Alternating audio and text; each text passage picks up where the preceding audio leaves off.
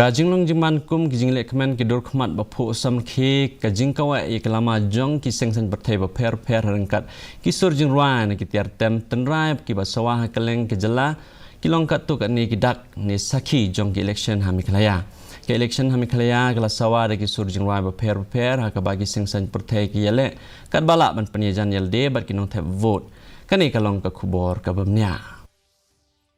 Hoi kalong katamasa jong kasincar pajba tang kiseng san perthai ndai kijing persang ban pentikna banung e no syadian ya iwairu inong thavun kalong kasinjam kabalasim dakatnat election kajela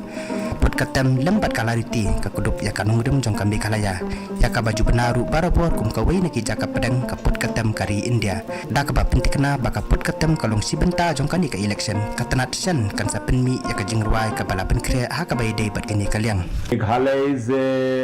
very well known for its variety and rhythmic folk music as well as the choir music, rock and other modern music perspectives also. So, and it has very good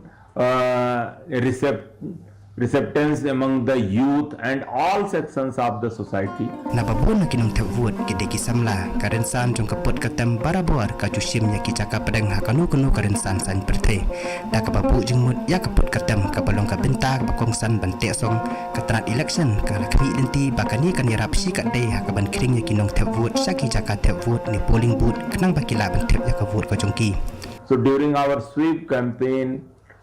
we are trying to connect more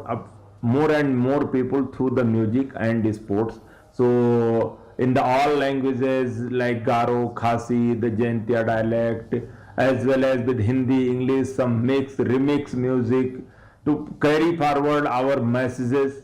to appeal the people, to mobilize them, they should come forward to cast their vote.